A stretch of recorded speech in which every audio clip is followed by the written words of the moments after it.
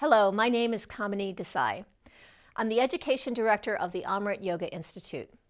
For the last 25 years, I've been helping people master the inner dimension of their lives. We've all learned how to balance a checkbook, but rarely do we ever learn how to balance our emotions, how to steady our mind, or how to manage our reactivity. That's what these teachings are designed to help you do, and that's what we're going to be looking at today. A lot of us have some misnomers around what karma is.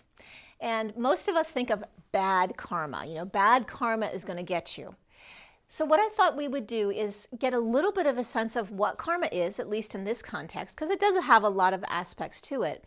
We'd see how Yoga Nidra can help shift our internal karma. All right. So first of all, let's get rid of this misnomer about karma being a bad thing. The word karma actually literally means action, or, as we most commonly know it, the law of cause and effect. And, what you would think of this as you sow, so shall you reap. That's the idea of karma. So karma is not something that's out to get you. It's more like a law. It's a natural law like gravity, okay? So if you act in accordance with the laws of gravity, gravity will work for you.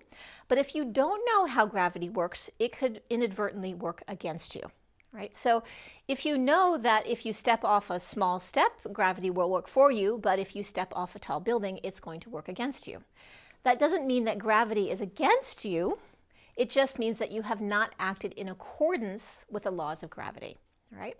So what we want to do today is to learn what karma is and how we can act in accordance with the laws of karma so that we can get it on our side. All right. So what I'm going to say to you, and see if this fits for you, is karma is very simple. The idea is very simple. Close your eyes for a minute and see if this is true for you. Who you are is the result of who you have been. Does that feel true? And that who you will become is the result of who you are now. So karma is very simple. Who you are is the result of who you have been, and who you will become is the result of who you are now. So that's what we're going to be working with in a nutshell. There are actually two aspects of karma, or cause and effect. There's an internal aspect, and then there's an external aspect. And both of these together lead to the effect, action, or outcome. So let's take a couple examples and you'll see what I mean. So there are many factors that would cause you to be laid off, all coming from a billiard ball effect. But in addition to all the external factors coming together, there's the internal part of it, which is how you feel about it, which will eventually cause the effect that we're talking about, right? So let's say one person gets laid off, and you might feel really depressed about it. That's the internal part. You get scared, you get freaked out. And the result, the effect, is that you call up all your friends, you ask them to find you a job, you stay up till 2 o'clock in the morning controlling the internet for any jobs because you're freaked out, and you tell yourself, oh my God, if I don't get a job, I'm going to be homeless. Okay? So that effect is coming not just from the fact that you got laid off, but from how you responded to the event. So let's look at another example. Let's say that you get laid off, but this time your internal response is you're thrilled. Okay, you're like, oh my God, now I can go to Italy and live out my eat, pray, love fantasy and eat pasta and study Italian or whatever it is.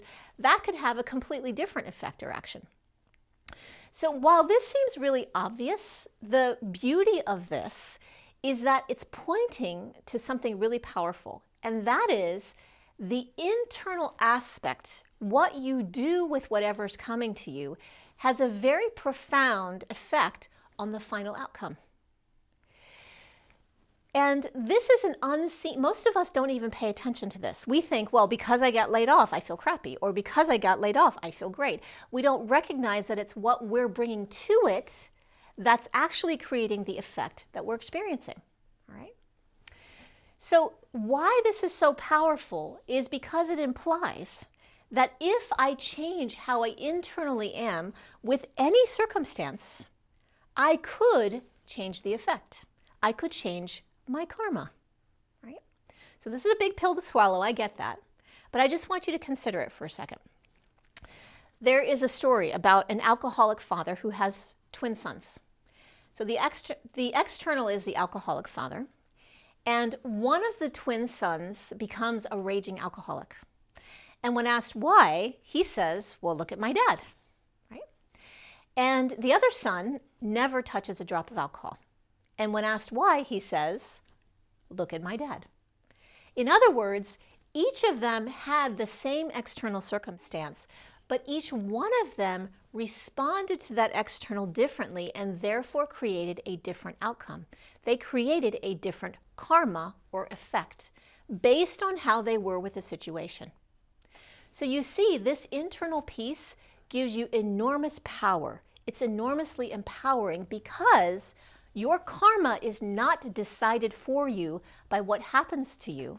Your karma, the ultimate outcome, is determined by how you are with it. You know this. You know people who have gotten really ill, who have had cancer, or various things that have happened. And some of them collapse because of it. And some of them say, that is the most important thing that ever happened in my life. What determined the final outcome of karma? They did. So what we want to do in Yoga Nidra is we want to master this internal part of karma. Because right now, we don't even know necessarily what we are internally bringing to every situation. And very often, it's so unconscious, we are creating the same outcomes over and over without even realize that we're doing it. Right? So an example would be, have you ever met somebody who's really pessimistic? Right?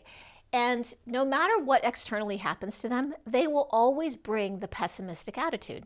And they always create a pessimistic outcome. Right? They could win $1 million, and they would still say, yeah, but I have to pay half of it in taxes. So they're always creating the negative outcome. And we all have these internal unconscious responses to life that are limiting the outcomes that we're creating.